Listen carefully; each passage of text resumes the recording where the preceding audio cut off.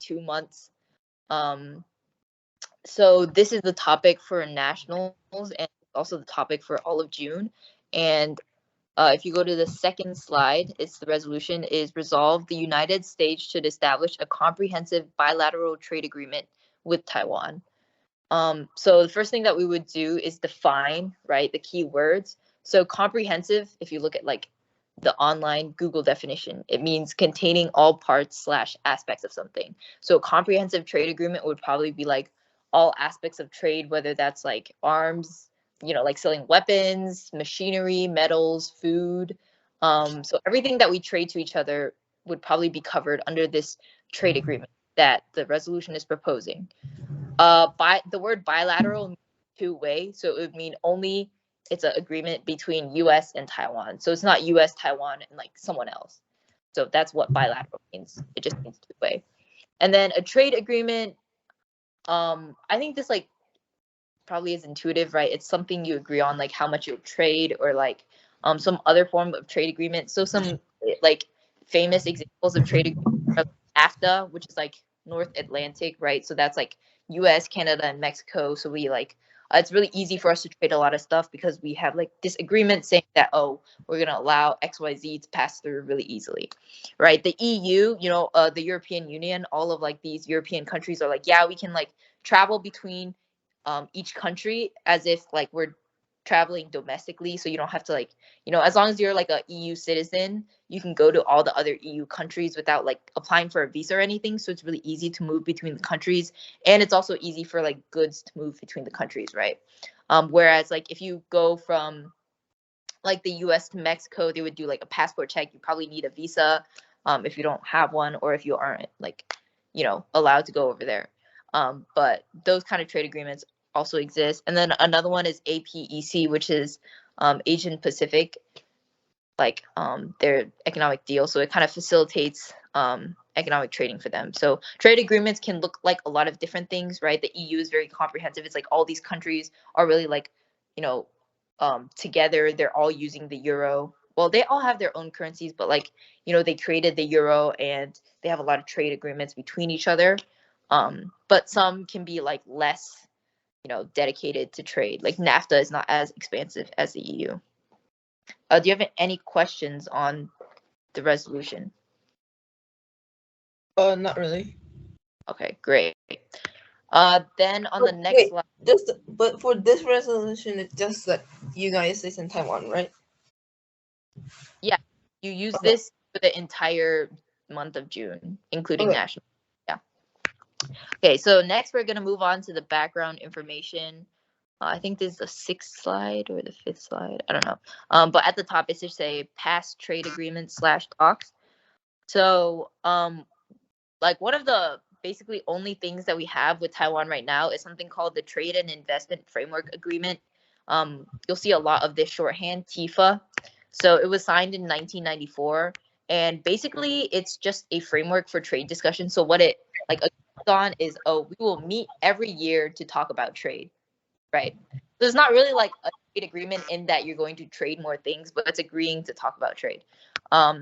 So originally we had these like annual talks with Taiwan, but then dialogue was suspended in 2016, and a little bit earlier than 2016 too. Like there are many times, like a couple of years where we suspended talks with Taiwan. In 2016, it was probably because of Trump. He had like this big like, oh, we aren't gonna like trade with other people. We want like domestic goods to flourish. So he didn't really talk to Taiwan. And then now trades have resumed. These talks have resumed in 2021 because of Biden. And another reason why we've like suspended talks or we haven't had a lot of cooperation with Taiwan over like trade is because they refuse to take a lot of our pork and beef exports because they contain like this chemical that is like banned in Taiwan, right? So Taiwan's like, we don't want that. And then the US is like, hey, that's not fair to us. And they're like, we won't do anything nice for you since you're banning our like beef and pork. Some other information about Taiwan. Taiwan is the US's 9th largest trading partner, and it is also our 7th largest agricultural export destination. So basically, like, it's like number 7 for where we give agriculture. Trade with Taiwan supports over 200,000 jobs in the US just by trading with them alone. And then all of these like things that I'm talking about have links to them. So if you want to write your contention later, you can always go back to this PowerPoint and like click on the links and read the articles. A lot of them are pretty good. Okay, next, China is actually Taiwan's largest trading partner, and this may force Taiwan to like lean on China if they have no other alternatives. Because if China becomes more and more important to Taiwan's economy, Taiwan might become reliant on China, and China might have more like control over Taiwan. And then Taiwan and the U.S. have tensions over what I've talked about before, right? Taiwan blocking U.S. agricultural exports, especially pork and beef. However, recently they have begun to ease restrictions on pork and beef. I think it was in 2020 or 2021. Their president signed like an executive order that said, "Hey, we're gonna let some of this beef and some of this pork through," and that kind of like eased relations, but it didn't like completely lift the restrictions. So the U.S. is still kind of mad about that. And then finally, the U.S. has no formal obligation to protect Taiwan, but Biden did say that he would protect Taiwan in the case of a Chinese attack. So basically what this is saying is that the U.S. has no treaty that says, oh, if anyone attacks Taiwan, we are going to defend them. But, Biden has said it before. But that's like the idea of like strategic ambiguity, which is like, okay, China doesn't know if the U.S. is going to defend Taiwan or if the U.S. isn't going to defend Taiwan.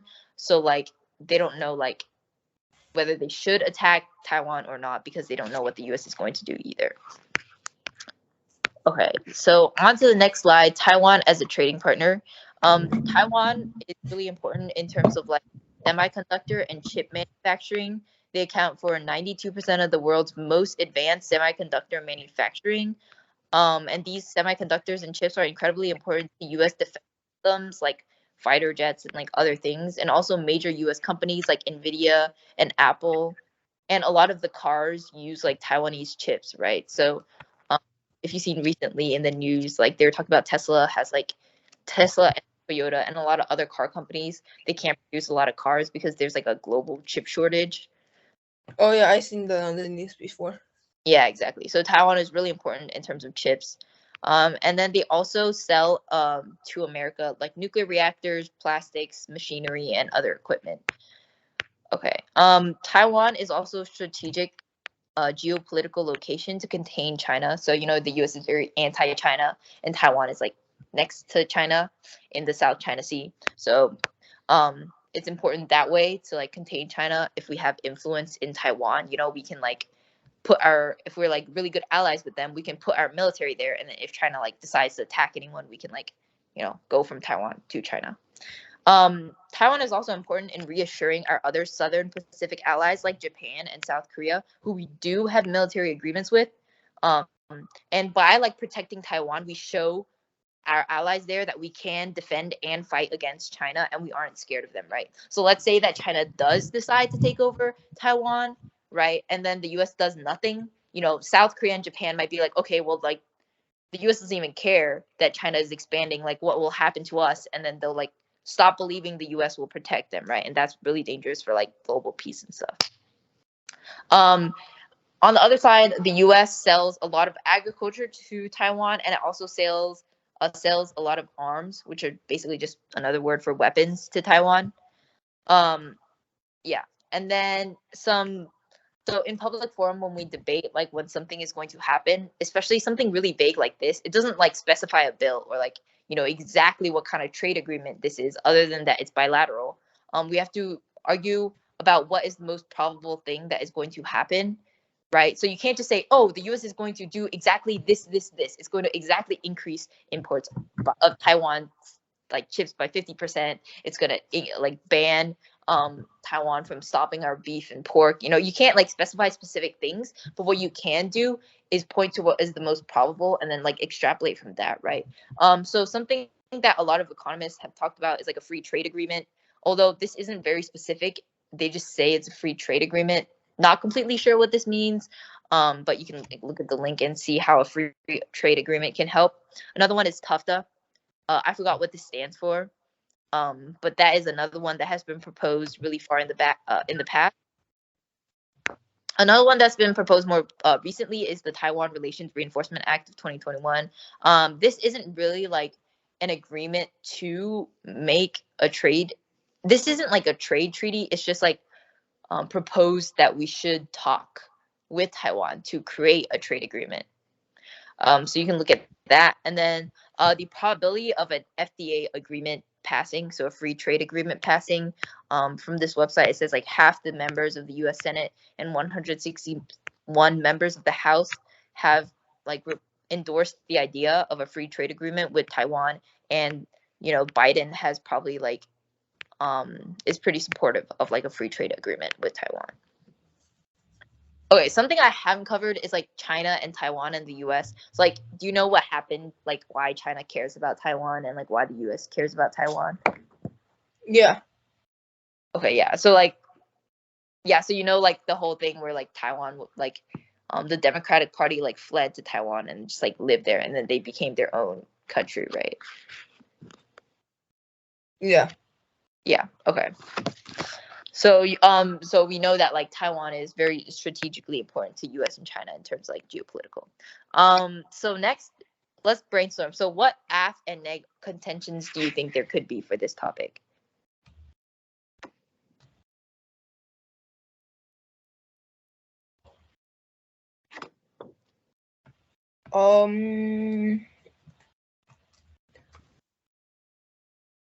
Like for like the US, if the US like make lots of deals with Taiwan, it can like anger China and like stop relations with US, maybe. Yeah, that's good. Right, so China and US like talks decrease, so that's a neg argument. What else do you think there could be? Like there's some really obvious ones, right? Like what do you think a trade agreement would help both countries with? They can get more stuff from other countries. Right, from each other. And then what would that Yeah. do to our economy? Well, it could help a lot because like some people from the US have like also different cultures. So like people from Taiwan can get some Taiwan stuff in the US since they're trading, and Taiwan people can get like US culture stuff, like the meat and stuff like that. Yeah, okay. Yeah. So if we look to the next slide, I'll start talking about AF contentions. Those were some really good ideas that you were thinking about. And then the next slide after AF contentions. So one big idea is economic growth. This is both on the AF and neg, but in this case for AF, we would say economic growth increases, which like economic growth links to a lot of different impacts. You can talk about recession, you can talk about poverty, you can talk about innovation, and a lot of things, but like you know the main idea is economic growth. So when we look at trade agreements, a lot of them include decreasing trade barriers. So that would be like, okay, you can't tell the US sell you meat anymore, right? Less tariffs. Do you know what tariffs are? Yeah. Yeah, okay. So less tariffs on both sides imports. Agreements to purchase more of each other's goods, right? It's like and then more cooperation between companies and government on key goods. So that could be like, oh, the US works with like Taiwan to like have more chip innovation or something like that, right? And then here's some like statistics, like something I found from a website. A free trade agreement with Taiwan, if it happened, US GDP would increase by 246 million, which isn't a lot when you think about the US GDP, but Taiwan's GDP would increase by 641 million, which is pretty big for Taiwan. I don't know. I think it's like 1% GDP. It could also help decrease the US trade deficit. So right now, we're exporting to Taiwan less than we are buying from them. So we have this trade deficit. But if we sign this agreement, we would be able to probably sell more meat and other things to Taiwan, which could help decrease this deficit. You could say that it could save the US from like a recession, right? Like if Taiwan suddenly this like chip shortage gets worse and worse, and then like you see big companies like Apple and like Nvidia and like car companies, they all can't like build anything, then it would probably hurt our economy a lot and then lead to a recession. Also protects like the stability of the economy. So especially like because it's kind of weak after COVID, you know, if we had this trade agreement, it could create more jobs, and it could like help like grow our economies both, right? Yeah. And then one other unique idea is U.S. free trade agreement with Taiwan convinces other countries to sign a free trade agreement with Taiwan. So right now, Taiwan only has 4 free trade agreements. I think it's like Singapore, Kenya, and like 2 other countries. I'm not like entirely sure what those are, but they're like not very useful to Taiwan right now, right? And one of the biggest problems is China's like, hey, if you're nice to Taiwan, like I will hate you. And then everyone's like scared of that, right? But if like Taiwan is backing, I mean, sorry, if the US backs Taiwan with this trade agreement, people might be like, oh, Taiwan is like very credible. It's like a very good, you know, opportunity for me to trade with them and not have to be scared of China, or it creates like a more credible stance for Taiwan as well. Yeah. So if you move on to the next slide, the next one is preventing war. This is probably, I think, going to be the more popular topic in debate because, you know, debaters always want the biggest impact. And obviously war is a much bigger impact than like economic growth. So the first one is there's an interesting war scenario. So there's a lot of these things called war games where like these like really nerdy people like they sit there and they say, how would a war start and what would happen if this war started, right? And they like do all these like calculations, like big political analyses, and they come out with this. So I put the link to it, but basically the general idea of like what would happen is like Taiwan has like a lot of their chip factories or like their chip companies would start like you know fail to be able to manufacture chips, and then this could lead to like China either like being emboldened to like take over Taiwan, or like this could mean that like the US thinks that like, oh, China's trying to like sabotage us, so they cyber attack Taiwan, and then the US and China would like go to this huge war. So that is one aspect. The second could be deterrence against China. So by signing this agreement to Taiwan, we have something concrete with Taiwan, right? Like right now, we barely have any agreements with them. By signing this, we could improve U.S. commitments to Taiwan, and this deters a potential invasion against from China against Taiwan in the midst of like this Russia-Ukraine war as well. So a lot of people have been nervous, like, you know, while everyone's like focused on the Russia-Ukraine war, what will China be doing, right? Will they become more aggressive towards Taiwan? But if we were to sign this agreement, like China would see, oh, the US is still committed to Taiwan. You know, they're not super distracted by Russia-Ukraine. So I probably shouldn't invade them, right? So that's like deterrence against China. And a lot of the debates you'll see on war or military is all about deterrence versus aggression, right? So deterrence is like looking so strong that nobody even wants to attack in the first place, right? It's like if I told you I have 50 nukes behind me, you would never want to hit me in the first place because you know I have all these nukes. Aggression, the aggression argument is like, oh, because you have these nukes, I feel threatened and I need to attack you, right?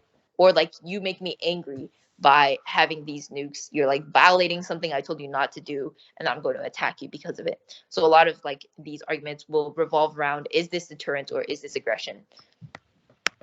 Okay. Third, in terms of war, you know, by having this agreement, trade agreement with Taiwan, we protect our defensive capabilities like fighter jets and other things that we use Taiwanese chips for.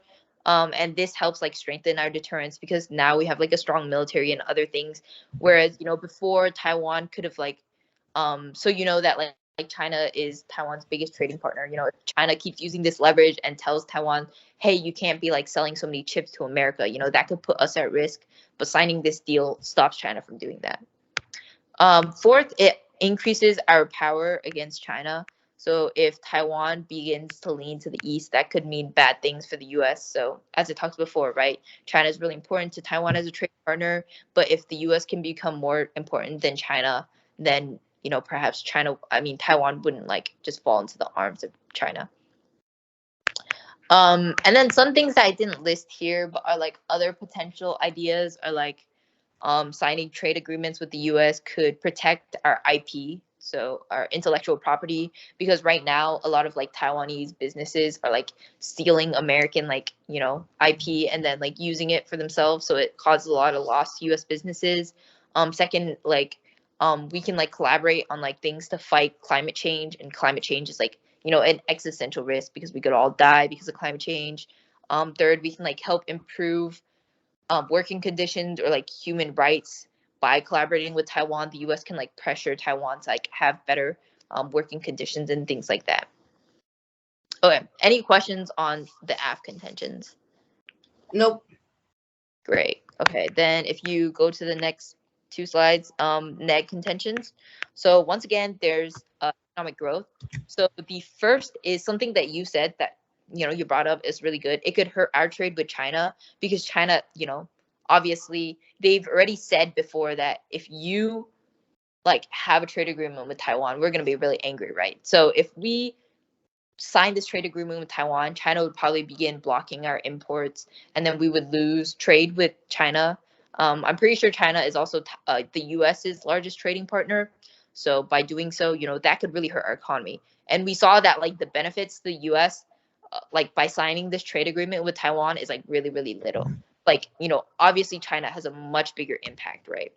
So if we're just looking at economic growth, maybe not signing this deal with Taiwan would be the better idea.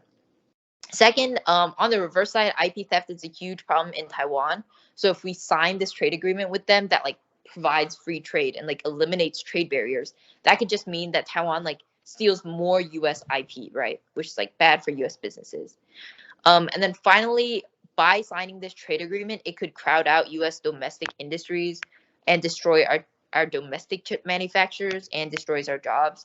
So the idea is that like because we're, you know, making this free trade agreement, we decrease tariffs on Taiwanese goods.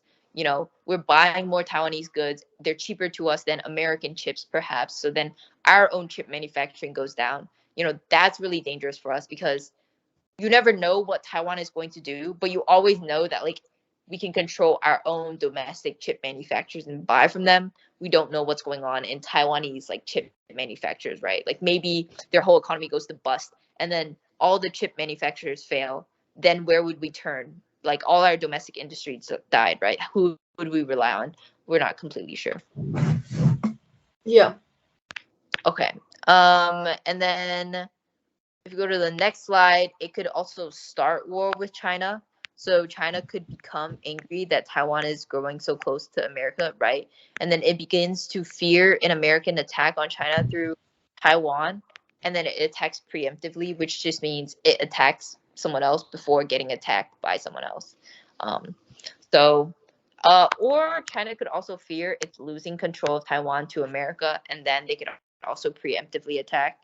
And like, you know, Taiwan is like important to Xi Jinping as like, you know, it's kind of like a failure if Taiwan went to the US because Taiwan is supposed to be part of China, but then suddenly like Taiwan is partnering with the US. That like looks really bad for Xi Jinping.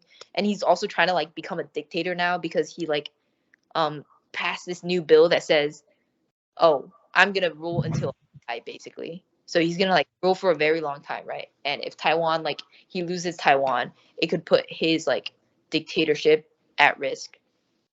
So obviously he wants to look really strong, and he's not going to try to let the U.S. like gain another ally around him, right? So he could attack preemptively, and then there would be this huge war. What else would there be? Yeah, but those are all the ideas I had. One specific thing about economic growth, though, you can't just say like, if you're on either neg or af, you can't just say like, oh, this increases economic growth or this decreases economic growth. Make sure you're always implicating it to something. So on the af, we talked about like, this trade deal could increase like innovation, right? Economic growth and innovation, because like, you know, now these like companies from from Taiwan and the US are cooperating easily. So that means they have like more innovation. And like, you can say, there's like a lot of weird evidence out there. If you want it, you can let me know. But it says like innovation is key to US hegemony and like control of the free world, because like it makes sure that we're like ahead of everyone else. We're making more money and we're better like in terms of military innovation, right? So innovation is like super key to keeping the US and the world a peaceful place. You can also say economic growth leads to poverty. There's evidence out there that says like a 1% increase in GDP decreases poverty by 1% or something like that, right? So you could also link it to poverty, which is always a decent impact. And then one other thing you could do is you could say, oh, there's so much there's so much decrease in economic growth, or there's so much increase that we prevent or we start a recession. And then, recessions have like a huge impact on poverty as well. Yeah, so that's stuff to think about. Okay, that's the end of this presentation. So do you have any questions on No. No. Okay, great. So what I'd like you to do is write one neg and then one af contention for this topic. It doesn't have to be anything I said here. It could be like other things that you might think of when you're like researching. But if you are going to take the ideas here, I kind of have two main ideas. So economic growth or war, right? So if you're gonna write an af and a neg, try not to do both af and neg are economic growth, right? So you could do one af is economic growth and one neg is like a war, or vice versa. But just try to write two different contentions, one for neg and one for af.